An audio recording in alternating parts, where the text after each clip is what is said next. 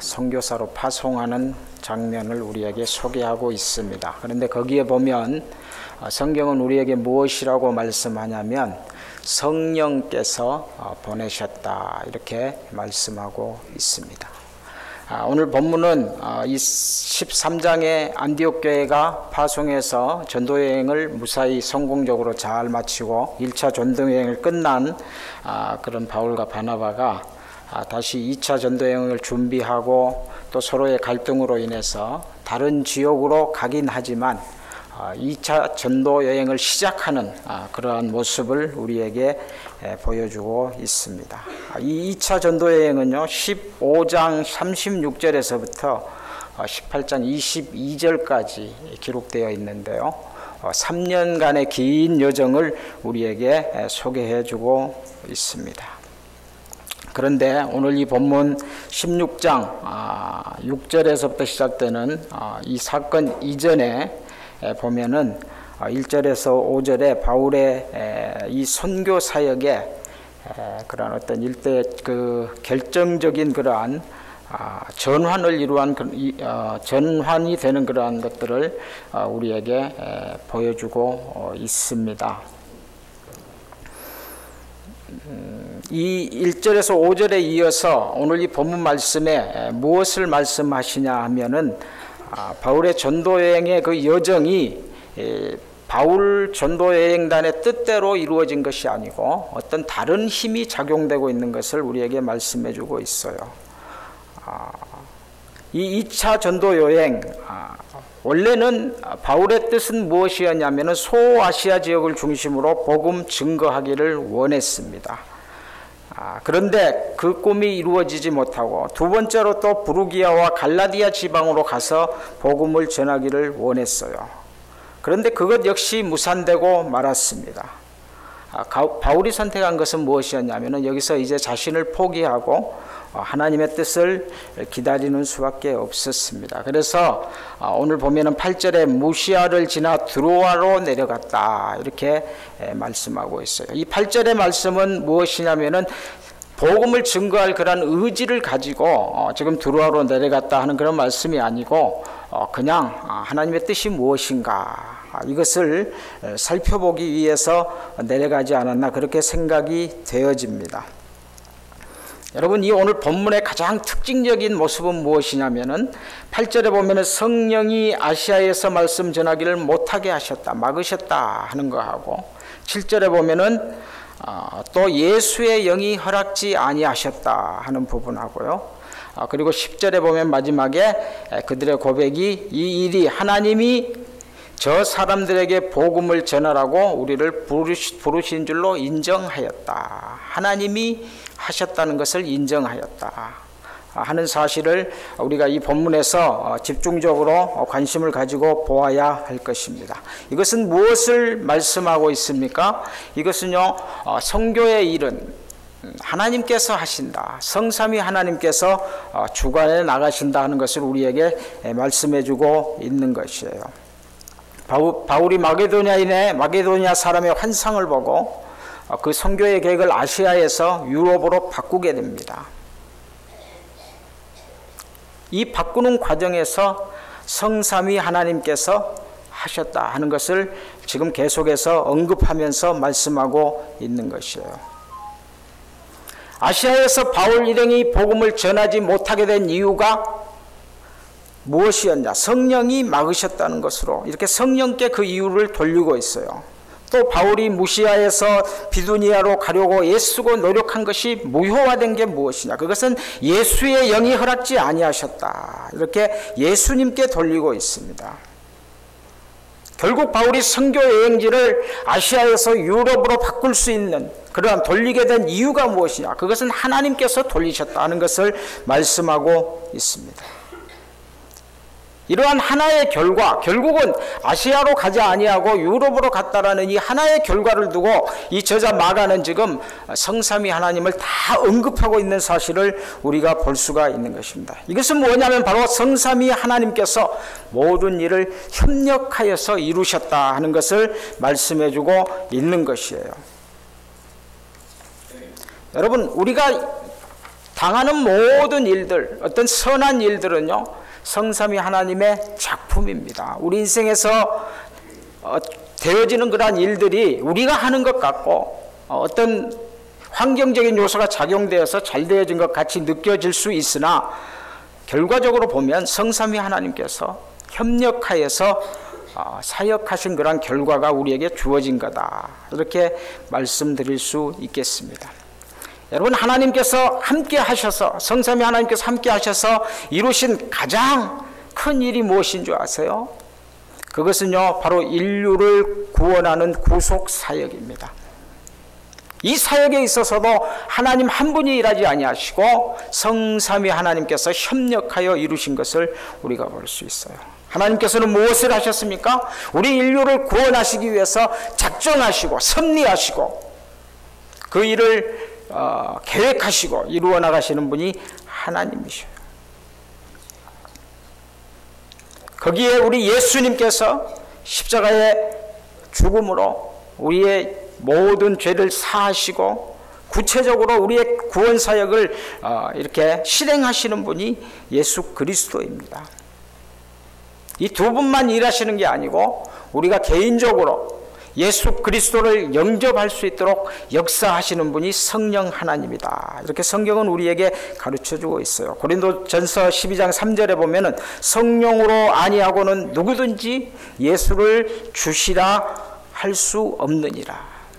성령의 역사가 있어야, 성령의 감동이 있어야, 성령의 우리를 살리시는 그러한 어떤 일들이 있어야 우리가 예수 그리스도를 비로소 나를 위해서 십자가에 예수님께서 돌아가셨구나, 이 사실을 인정하고 나의 구주 되십니다라고 고백할 수 있는 것이에요. 그렇기 때문에 우리의 구원이 더 귀중한 것입니다. 내가 한 거 아니기 때문에. 이러한 일들을 하나님께서 이루시는 거예요. 특별히 선교의 일에 대해서 하나님께서 함께 일하신다 하는 것을 오늘 이 본문이 우리에게 말씀해 주고 있습니다. 우리 측면에서 또 이 본문에서 받아들일 수 있는 교훈은 무엇이냐면은 이 복음 전도의 일은요, 어떠한 경우에도 멈춰서는 안 된다라는 것을 이 바울 선교팀을 통해서 우리가 깨닫게 됩니다. 이 본문이 비록 짧은 그러한 것 한 사건을 우리에게 말씀해 주고 있지만 여기에 바울의 선교 전략과 관련돼서 모든 것들을 다 대단히 중요한 사실들을 우리에게 말씀해 주고 있는 것이에요. 여러분, 6절에 보면은 아시아에서 성령이 말씀을 전하지 못하게 하셨다, 이렇게 말씀하고 있습니다. 박해자가 어떤 어려움이, 고난이 이 전도팀을 막은 것 아닙니다. 누가 막았어요? 성령께서 말씀을 전하지 못하게 하셨다, 이렇게 기록하고 있습니다. 여러분 같으면 어떻게 하시겠어요? 교회를 열심히 해야 되는데 성령님께서 막으신다. 저라면 이렇게 할 것 같아요. 아유, 피곤하고 힘들고 지치고 어려운데 돈도 들어가고 시간도 내야 되고 뭐 성령님 하지 말라고 하시니까 아이고 좋다, 그만하지 뭐, 이렇게 쉽게 생각할 수 있어요. 그런데 사도 바울은 걸음을 멈추어 서지 않았습니다. 성령님께서 막으시는데도 여기는 아닌 모양이다. 다음 선교지를 향해서 나아가는 그런 열정을 우리에게 보여주고 있어요. 그런데 이번에도 역시 예외 없이 예수의 영이 또 가로막고 있습니다. 자, 이쯤 하면은 이제 포기할 만도 한데 포기하지 않았어요. 한숨 쉬지 않았어요. 하나님을 향해서 원망하지도 않았습니다. 핑계내지도 않았습니다. 그는 이번에 무시아를 지나 드로아로 내려가는 그런 모습을 볼 수가 있어요. 복음 전도가 무엇인가? 어떤 경우에도 멈출 수 없는 것이 바로 선교를 향한 행진이다 하는 것을 우리가 마음속에 새겨야 할 것이에요. 이 열정 가지고 끝까지 살아간 사람이 누구예요? 바로 사도 바울입니다. 바울이 옥에 갇혀있는 그런 아주 그냥 뭐라고 표현해야 돼요? 움직일 수 없는 그러한 상황에서도 바울은 전도했습니다. 그리고 그의 많은 섬기던 교회들의 편지에서 전도할 수 있도록 힘을 달라고, 기도해 달라고 그렇게 부탁하는 모습을 우리가 성경 곳곳에서 찾아볼 수 있어요. 무엇보다도요, 이 사도행전 마지막 28장 마지막 31절에 보면 이 사도행전의 저자 누가는 무엇이라고 기록하고 있습니까? 하나님의 나라를 전파하며 주 예수 그리스도에 관한 모든 것을 담대하게 거침없이 가르치더라. 이렇게 바울의 마지막 그 모습을 정리하고 있는 그런 것을 볼 수가 있습니다. 바울의 이 열정은 끝까지 식지 않았어요. 복음 전파해야 되는 그 사명 앞에서 바울은 멈추지 않았습니다. 죽음이 그를 위협한다 할지라도 사도 바울은 거기에서 멈춰서지 않았어요. 끝까지 복음 전하기를, 가르치는 것을 담대하게 거침없이 했다. 이렇게 성경은 우리에게 말씀해 주고 있습니다. 필요한 것이 이겁니다. 우리에게 필요한 것. 여러분, 모든 일은 하나님이 하셔요. 결국 지나놓고 보면은 하나님의 뜻이 이거였구나. 우리가 늘 깨닫지 않습니까? 우리가 한 것 같아도 우리 성도로서의 삶 가운데 이루어진 모든 선한 일들은 하나님께서 하셨습니다. 자, 그렇다고 우리가 하나님이 하시니까, 하나님의 일이니까 하고 수수방관하고 그냥 바라만 보아서 되겠습니까? 그렇지 않아요. 바울처럼 이 복음을 향한 끊임없는 도전이 우리에게 요구된다는 사실을 우리가 이 본문을 통해서 배워야 할 것입니다. 여러분, 우리가 하는 헌신이 무엇입니까? 오늘 한나 여전도의 헌신 예배인데요. 제가 여러분 한나 여전도회하고 굉장히 연관이, 관련이 깊이 인연이 있는 것 같아요. 처음 왔을 때, 처음 선교보고 하러 왔을 때 한나 여전도의 헌신 예배 제가 왔습니다. 지금 이번이 제 기억으로는 두 번째인가요? 어쨌든 간에 연관이 많아요. 감사를 드립니다. 자, 우리가 이렇게 헌신 예배를 매해 드리죠. 딱 요 4월 달에 제가 나올 때 여러분들이 헌신 예배를 드리니까 한 번도 아니고 2번 이렇게 오게 되는 거 아니겠어요? 그런데 우리가 헌신 예배를 드리면서 이러한 헌신도 중요하고 또 새롭게 각오하고 다짐하는 일이 필요합니다. 아름답게 곱게 한복을 차려입고 나와서 하나님을 찬양하는 그것도 대단히 중요한 일이에요. 그렇지만 우리의 헌신은요, 멈추지 않고 끊임없이 계속되어져야 돼요. 그렇기 때문에 우리가 헌신을 다짐하며 매해 예배를 드리는 거 아니겠어요? 그냥 1년에 한 번 드리는 정기적인 행사로 지나치는 것이 아니라 그 정도 중요하기 때문에 매해 거르지 않고 우리가 헌신 예배를 드리는 것이에요. 그런데 잘못되면은 이게 매해 하는 거니까 그냥 지나가 버릴 수가 있어요. 그런데 그렇지 않습니다, 여러분. 중요한 날들은 다 기념일을 정해서 이렇게 기억하고 축하하고 서로 격려하고 그렇지 않습니까? 이와 마찬가지로 그만큼 우리의 헌신이 중요하기 때문에 매해 정해놓고 헌신 예배를 드리는 것이에요. 그렇다면 우리가 무엇을 헌신해야 되고 무엇을 다짐해야 되겠습니까?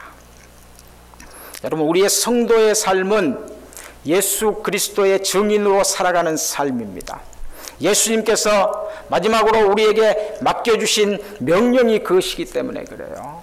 우리에게 마지막으로 하신 말씀이 증인이 되라고 말씀하셨기 때문에 성도가 되는 그 순간부터 우리는 증인의 삶으로의 삶을 시작하는 것입니다.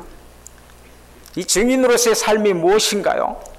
사도행전 1장 8절 우리가 너무 잘 알고 있는 말씀인데, 성령이 너희에게 임하시면 너희가 권능을 받고, 그리고 뭐예요? 예루살렘과 온 유대와 사마리아와 땅끝까지 이르러 내 증인이 되리라, 이렇게 말씀하고 있습니다. 그런데 이 말씀의 의미를 조금 더 구체적으로 우리가 되새겨보면, 권능을 받고 예루살렘에서도,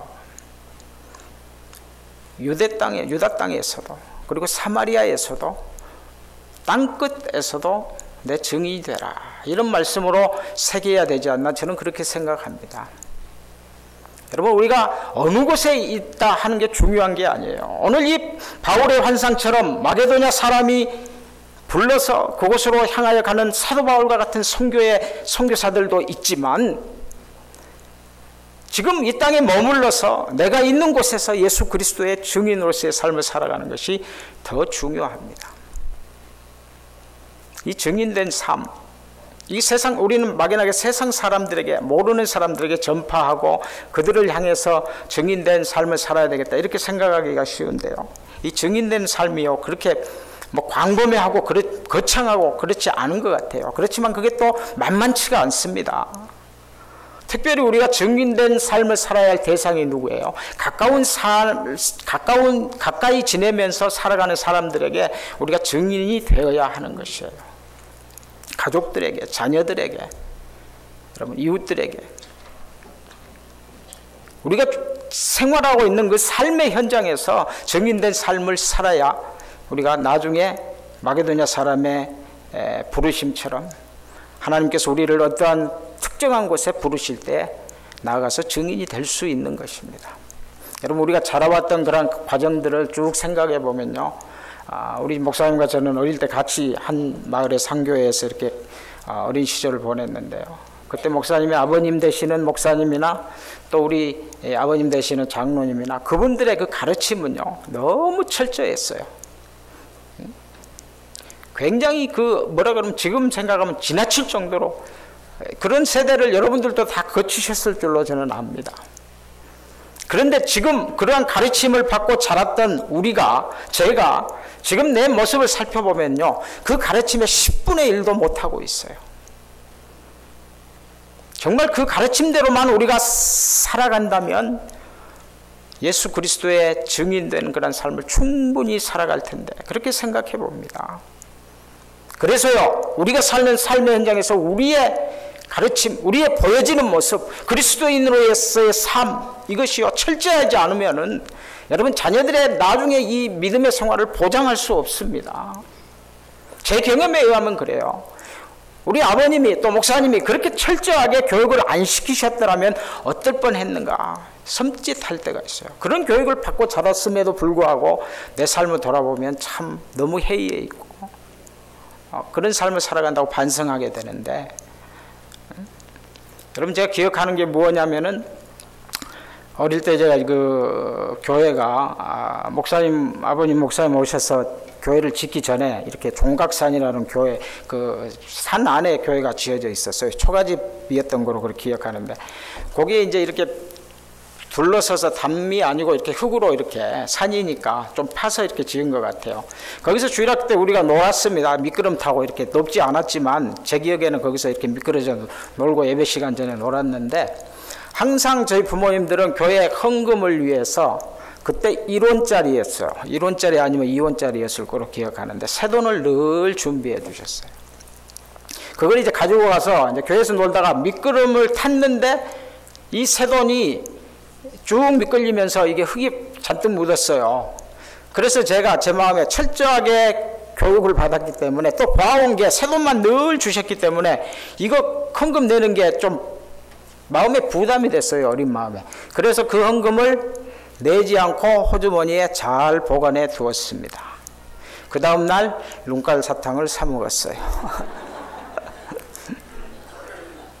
근데요, 이게 들통 안 나고 그냥 싹 스무스하게 지나갔으면 됐을 텐데 교사들이 다 시골교회는 다 통하잖아요. 그러니까 늘 헌금하던 애가 헌금을 안 하니까 바로 들어가죠. 들통 났어요. 그래서 어떻게 했어요? 죽을 만큼 얻어맞았습니다. 옛날 분들 그렇게 철저하게 교육시키셨어요. 그런데 목사이지만 양심적으로 그때 받았던 그 교육만큼 철저하게 헌금 생활을 못했던 것 같아요. 제가 말씀드리고 싶은 거는 이렇게 철저하게 교육을 받았음에도 불구하고 나이가 먹고 세월이 흐르면서 그것들이 희석되어지고 자꾸 이게 변형되어져서 바르게 살지 못하는데, 여러분 지금 여러분들 자녀들 또 이웃에 대해서 나 자신이 철저한 모습으로 증인된 모습을 보여주고 있습니까? 한번 우리가 깊이 생각해 보아야 돼요. 선교를 여러분 구체적으로 거창하게 뭐 꼭 가야만 선교사다 이렇게 생각하지 마십시오. 여러분 자신 한 사람 한 사람이 다 선교의 현장에서 삶을 살아가는 것입니다. 왜냐하면 우리가 증인이기 때문에 그래요. 증인이 아니면 그렇게 살 필요가 없죠. 그렇지만 예수님께서 우리들에게 명령하시기를 내 증인이 되라 이렇게 말씀하셨지 않습니까? 우리의 일을, 우리가 잘하는 선한 사업들, 교회의 일들, 교회가 성장해 나아가는 것들, 교회가 또 교육하고 하는 모든 일들은 다 하나님께서 하십니다. 그렇지만 그러한 일들 가운데서 쓰여지는 우리가 증인으로서 철저하게 열정을 가지고 살아가야 될 것은 우리의 몫이에요. 여러분 선교의 얘기를 조금 하겠습니다. 제가 지난번에 와서 말씀드렸는지 모르지만 저는 10년 동안 공부해서 목사 안수를 받았습니다. 이민 가면서 이 대학을 안 했기 때문에 학부부터 시작해서 이렇게 쭉 신대원까지, 제가 이렇게 보니까 7년이면 끝나죠, 공부는. 그런데 한 해 또 뭐 들어가서 조금 쉬고 나와서 신대원 하고 강도사 고시 보고 목사 고시 보고 이렇게 목사 안수할 때까지 딱 10년 걸렸어요. 그렇게 10년 걸려서 목사가 되었는데 저의 꿈은 목회하는 데 꿈이 있었어요. 그래서 선교에 대해서는 전혀 생각을 하지 않았습니다. 그리고 기도도 하지 않았어요. 그런데 어느 날 제가 이 하이웨이를 타고 가는데 이 치과버스가 멋있게 지나갔다고 말씀드렸는 것 같아요. 그리고 퇴근할 때 또 그 버스를 또 봤어요. 그리고 그 버스를 본 순간부터 이 선교에 대한 마음이 자꾸 생기더라고요. 저런 버스 하나 가지고 선교지 가서 선교하면 좋겠다, 이런 생각을 가지고 있었습니다. 저는요, 그 순간이, 그 하루가 마게도냐인이 손짓하는 그런 손짓이었다, 이렇게 생각을 해봅니다. 그리고 그러한 마음이 가는 곳으로 순종하고 갔더니 아무런 준비 없는 제가 선교사가 되었잖아요. 여러분, 그렇다고 선교사가 뭐 아무렇게나 막 준비 없이 돼도 된다라는 그런 말씀은 아닙니다. 제 경우에 그렇다는 말씀이니까 오해를 하지 마십시오. 선교사 되려면 준비도 많이 해야 되고 기도해야 되고 여러 가지 조건들도 갖춰야 되고 그렇습니다. 그럼에도 불구하고 예외적으로 하나님께서 부르시니까 또 거기에 반항하지 아니하고 순종하니까, 내 뜻대로 목회만 생각하지 아니하고 선교 쪽으로 돌리니까, 순종하니까 하나님께서 이루어 주시더라고요. 하나님께서 하시더라고요. 선교는요 100% 하나님께서 하신 일입니다. 캄보디아는 제가 생각지도 못한 나라였고 가본 적도 없었고, 언제 이름도 그냥 캄보디아 하면 막연하게 그냥 이렇게 들었지, 실은 제가 옛날에 크메르 이런 얘기를 많이 들었던 것 같아요. 크메르 왕국. 근데 캄보디아라는 건 좀 생소했어요. 나중에 알고 보니까 크메르 왕국이 캄보디아로 바뀐 거더라고요. 그 정도로 캄보디아에 대해서 잘 모르던 사람이 캄보디아에 선교사로 나갔습니다. 이러한 아무것도 없는 상태에서 지금 현재 사역까지 2년 반 동안 하나님께서 하셨다라는 것만 제가 말씀드리고 싶어요. 제가 치과 의사도 아니고 치과에 대한 많은 경험도 있는 것도 아닌데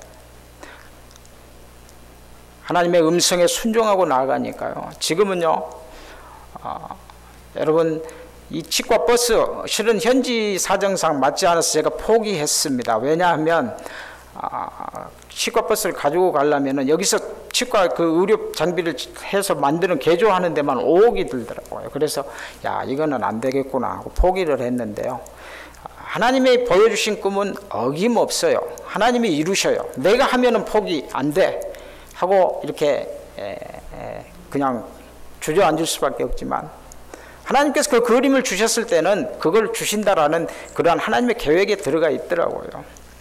뭐 가격이 5억이 들어갔건 5만 불이 들어갔건 그건 중요하지 않아요. 그 버스가 자꾸 생각나서 계속 선교 현장에서도 이거 어떻게 할 수 없을까 생각하다 보니까, 계산하고 하다 보니까 5억이 아니라 5만 불 정도면 되겠더라고요. 중고버스 하나 뭐 현지에서 구하든 여기서 중고버스 사서 보내서 가지고 가든 간에 한 2만 5천 불 정도 되면은 할 수 있을 것 같았어요. 그리고 2만 5천 불 가지고 장비 넣고 우리가 안에 인테리어 하고 이러면은 5만 불이면 되겠다, 이 생각을 작년부터 하기 시작했습니다. 여러분, 마리아 선교회 그 바자회 하셨던 거 기억나죠? 작년에 우리 유영성 권사님 감사를 드립니다. 제가 어느 분인지 아직 잘 모르겠는데 감사를 드려요.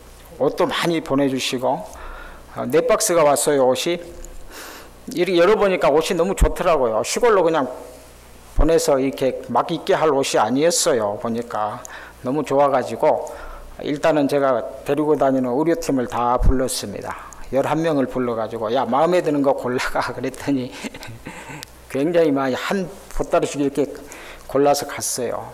이 간호사 아가씨들이 너무 좋아해요. 옷이 너무 멋있다 이러면서 막 골라갔어요. 그냥 뭐 한 10장만 골라가 내가 그랬거든요. 다 골라가면 곤란하잖아요. 그랬더니 뭐 그 말은 안 듣고 하여튼 원하는 거 다 가져가더라고. 그래서 그냥 놔뒀어요. 그리고도 많이 남았어요. 그래서 이제 시골에서 올라온 대학생들이 있어서 이제 같이 모여서 사는 학사가 있어요. 거기서 이제 훈련받고 학교 가고 이렇게 이제 한 10몇 명씩 이렇게 모여서 하는 그런 사역을 하는 선교사님들이 많이 계셔서 아는 곳이 있어서 거기에 또 연락해서 오라고 그랬어요. 그래서 또 골라가라고 그랬어요. 그것도 한 반쯤 다 골라가고 이제 나머지는 작년에 단기 선교 갔던 그 교회에 갖다 드려서 바자회 할 수 있도록 그렇게 했습니다. 그리고요, 그 바자회에서 남은 그 이제 수익금이 93만 원으로 제가 알고 있는데, 그게 이제 뭐 알기로는 다른 곳으로 가기로 돼 있는 수익금이었는데, 어쨌든 저한테 왔어요. 이 말씀을 왜 드리냐면은 그 돈이 시작되어서 이 버스 프로젝트가 시작됐기 때문에 말씀을 드리는 거예요. 그 돈을 제가 받는 순간에, 이거는 이제 버스를 시작해야 되겠구나 하는 마음이 생기더라고요. 그래서 목사님에게 이거는 내가 버스 헌금으로 따로 구분해 놨다가 버스 할 때 쓰겠습니다. 그게 출발점이었어요. 그리고 나서 이제 토론토에서도 한 팀이 와가지고 사역을 잘 하고 틀니를 많이 만들어주고 그리고 이제 돌아가서 예산이 남으니까 400불이 남았대요. 캐나다 달러로. 그런데 그거를 자기네들끼리 모여서 식사 한번 합시다 이렇게 얘기를 했는데 그분들이 또 의논하기를 그러지 말고 선교사님이 얘기 들으니까 그 버스 얘기 하던데 그게 기억이 나더래요. 그래서 이거 작지만 이거 거기 헌금하자. 그래서 그 400불을 또 그 다음에 주셨어요. 그래서 또 400불 헌금이 들어왔어요. 그렇게 하다 보니까 이게 지금 얼마 되지 않는 돈이지만 굉장히 중요한 겁니다. 저에게는. 이 버스에 하나님이 하시는구나. 하나님이 주실 것 같다라는 그런 마음이 확신이 들더라고요. 그런데 얼마 전에 한국에 있는 야외일의 선교회라고 제가 잘 아는 목사님 한 분이 하시던 선교회가 있는데 거기서 또 어렵게 결정해서 3천만 원 버스 사는 것만 헌금을 하셨어요. 그래서 내일 이제 제가 그 헌금을 받으러 갑니다. 감사하게도. 버스는 됐잖아요. 그리고 이제 여러분 마리아 선교회에서 헌금하신 그 93만 원과 캐나다 400불 이게 출발점이 돼서 이제 장비만 내면 돼요. 아직 뭐 이루어진 거 그 외에 이제 나머지 뭐 한 3천만 원 가까이 이제 더 헌금을 받아야 되는데 편안해요 마음이. 제 생각에는 누군가 할 것 같아요. 하나님이 주신 마음인 줄로 믿습니다. 근데 하나님 아니면 하실 수 없잖아요. 내 능력, 내가 어떻게 하겠어요? 어디 뭐 그냥 이 헌금하십시오 하고 여기저기 얘기할 수 있는 그런 성격도 못 되고 하나님께서 억지로라도 이렇게 사인을 보내주시니까 기쁜 마음 가지고 하겠습니다. 순종하니까 또 채워지는 거 아니겠어요? 하나님이 하시는 거예요. 그 전에 제가 와서 말씀드렸죠. 등대 복지에 그거 하는 것도 하나님이 하셨고 또 지금 사용하는 추록도 하나님이 하셨고 이번에 쌓이는 이 하나님이 하신 일은 이겁니다. 그리고요 사역이 이제 교회들과 연관이 많이 되어서요. 지난번에 우리가 갔던 그 단기 선교 했던 그 교회가요 또 다른 교회 하나를 더 지었습니다. 지금 지난달에 헌당식을 했어요. 그리고 그 마을은 제가 생각하기에 그 선교사님 두 분께서 그 일대에 한 10개 마을 정도는 충분히 이렇게 사역하실 수 있으리라고 그렇게 생각이 되어집니다. 또 저희들이 같이 했던 장로님 부부, 권장로님 부부, 여러분들 가신 분들은 기억할 텐데 서춘자 권장, 우리가 숙소로 잠잤던 그 선교사님 부부가 또 교회를 하나 지었습니다. 결혼 40주년 기념 교회당 이렇게 해가지고 27,000불 들여서 지었어요. 땅 사고 교회 짓고 유치원 짓고. 그 다음에 지금 이번에 갈 새 생명빛 교회, 거기 이제 또 연관이 되어서 또 이렇게 열심히 제가 관심을 가지고 사역을 하고 있고, 고아원 지역에 사역지 있고, 그 외에도 선교사님들이 세 군데를 저희가 더 갔어요. 이 작년에 했던 프로젝트하고 상관없이 3군데를 더 가서 사역을 했습니다. 지금은요, 선교사님들이 저만 보면은 와달라고 너무 해서 제가 피해 다닙니다. 다 갈 수가 없어서. 저를 모르는 선교사님들도 이제 이 사역에 소문이 나가지고 이렇게 어떻게 지나가다가 혹시 한 자리에 앉아서 대화하다가 선교사님이세요? 어떤 일 하세요? 이렇게 대화하다가 제가 치과 사역합니다. 그러면 선교사님이 바로 그분이군요. 이렇게 하면서 우리 마을도 첫 마디가 우리 교회도 좀 와주세요. 이 첫 마디예요. 이게 제가 이룰 수 있는 일입니까? 하나님께서 하셨기 때문에 이 일이 이루어지는 줄로 저는 확신합니다. 앞으로도 하나님께서 하시리라고 저는 확신합니다.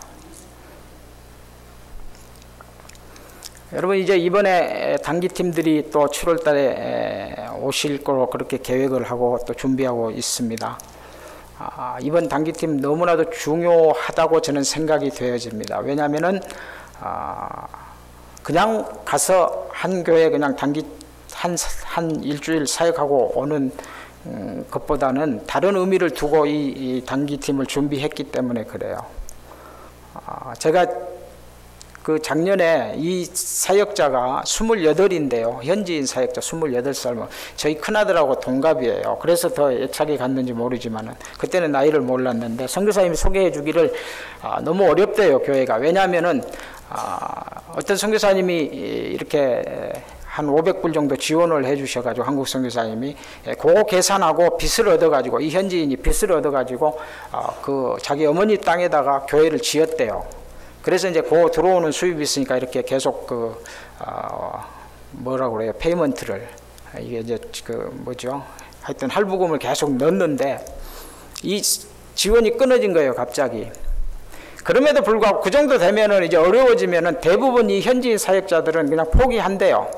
아유 힘들어서 못하겠다 이러고 그냥 안 하는데 그 선교사님이 자세히 보니까 소개해 주신 분이 보니까 계속 어려운 가운데서 하더래요. 교회 사역을 주일 예배 끊이지 않고 드리고 어떻게든 해가려고. 그래서 대화를 해보니까 그런 사정이 있어서 저한테 얘기를 했어요. 그래서 제가 마음에 다른 거는 저는 뭐 감동받은 거 없고 어려운 상황 속에서도 이 포기하지 않고 한다 하는 그 말이 딱 마음에 걸리더라고요. 그래서 야 이거 좀 어떻게 해줘야 되지 않나 이런 생각을 가지고 작년에 저도 어려웠지만 하여튼 최소한 그 먼슬리 페이가 230불이래요. 그래서 그거를 한 4달 정도 이렇게 작년에 후반부터 시작했으니까 내주고 이제 편지를 썼습니다. 각 교회에. 이 교회를 좀 입양하든지 아니면 뭐 자매 결연을 맺든지 해서 직접 한국 교회가 한 교회에 이거 좀 이렇게 했으면 좋겠다 이런 의미를 가지고 편지를 썼는데 다 답이 없었어요. 다 답이 없고 우리 신월 중부교회만 이번에 단기팀 가서 살펴보고 결정해서 할 수 있으면 했으면 좋겠습니다. 기도합니다. 이렇게 답을 주셨어요. 그래서 저에게는 이번 여러분들 단기팀이 굉장히 의미가 깊고 기도하고 있습니다. 여러분들 마음이 하여튼 하나님께서 선하게 움직여 주셔서 잘 이렇게 사업이 이루어졌으면 좋겠다 이런 생각을 가지고 있습니다. 이번에 여러분들 오실 생각이 있으신 분들 많이 오셨으면 좋겠어요. 뭐 다 이 어려움 없는 사람이 어디 있겠어요. 일주일 그 빼려면은 참 어렵죠. 또 돈도 많이 들어가죠. 그렇지만 이러한 그 교회의 광고가 또 교회의 어떤 이러한 선교에 대한 일정들이 여러분들을 향해서 하나님께서 부르시는 손짓이다. 이리 오너라. 이렇게 마게도냐 사람이 건너와서 우리를 도와달라고 이렇게 사인을 보냈던 것처럼 하나님의 사인이다 이렇게 생각을 하시고 마음 먹고 순종하시면 여러분 환경이나 물질적인 문제는 그냥 해결될 줄로 믿습니다.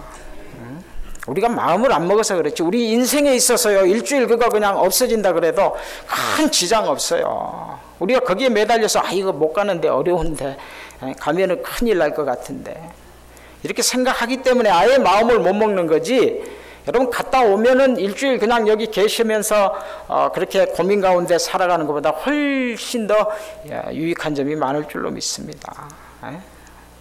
그게 힘이 되어서 돌아와서 더 교회에 충성하고 여러분들의 삶이 윤택해지고 더 행복해지고 이런 삶으로 살아갈 수 있을 줄로 저는 확신해요. 한번 와서 선교지도 보시고 또 위에서 기도하시고 이러면 여러분들의 그러한 선교에 대한 생각도 바뀔 겁니다. 무엇보다 중요한 거는 여러분들이 좋아서 뭐 이런 것도 중요하지만 일단 여러분들이 오시면 선교 현장이 바뀐다. 캄보디아가 바뀐다. 그렇다고 한 번에 확 계획된 건 아니지만 바뀐다라는 것을 여러분들이 확신을 가지고 오셨으면 좋겠어요. 여러분, 요 시간이 많이 지났기 때문에 한 가지만 더 말씀드리겠습니다. 우리가 이제 선교 치료를 작년에 갔는데 어떤 한 분이 다리가 상처가 나서 이제 왔더라고요. 아주머니인데 한 40대 정도 된 것 같아요. 와가지고 치료를 좀 이제 뭐 그런 치료를 잘 안 하긴 하지만 항생제도 있고 뭐 이래서 주고 연고도 주고 이렇게 이제 대화를 좀 했어요. 했더니만은 이분이 그러더라고요. 자기가 예수님에 대해서 안대요.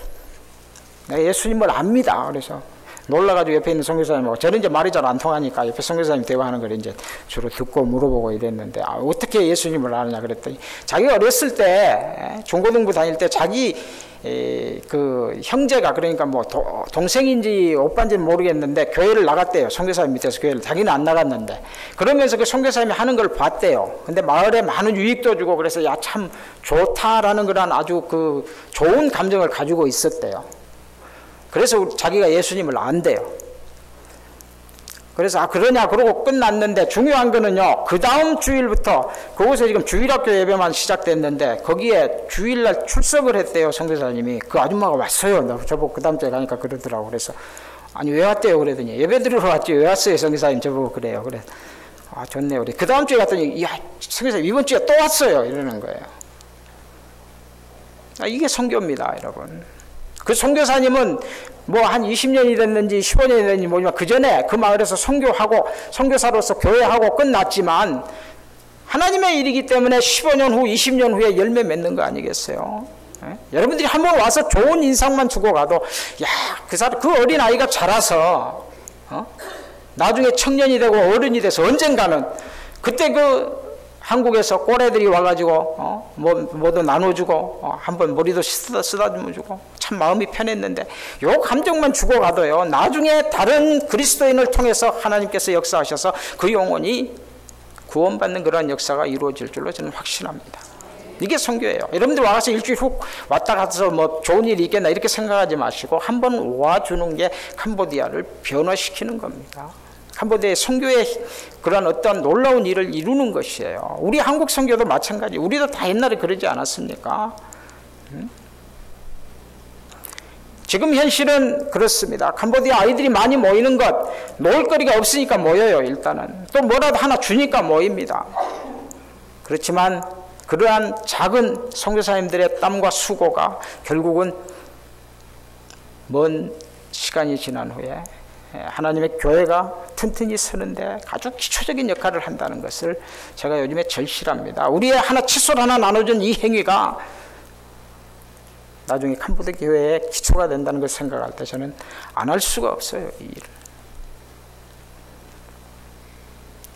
여러분 많이 오셔서 함께 현장에서 땀 흘려주시고 또 아름다운 캄보디아 자연을 또 만끽하시고 이렇게 돌아왔으면 좋겠습니다. 헌신 예배 드리는 여러분들, 우리의 인생에 있어서 선한 일들은 하나님이 하십니다. 그런데 하나님은 그 선한 일들을 우리를 사용해서 이루십니다. 하나님께서 우리에게 손짓할 때 우리는 순종만 하면 됩니다. 기도하겠습니다. 하나님, 우리를 향해서 구원의 계획을 가지고 계시고 이 온 세상 인류를 구원하기로 작정하신 하나님, 오늘도 동일하게 성부 하나님, 성자 예수님, 성령님께서 협력하여서 이 일을 이루어 가심을 믿고 고백합니다. 하나님이 이를 이루실 때 우리를 사용하심을 우리가 알고 있습니다. 하나님이 부르실 때 순종함으로 나아가서 하나님의 큰 일을 이루는 데 동참할 수 있도록 하나님 역사하여 주시옵소서. 감사하며 예수님의 이름으로 기도합니다. 아멘.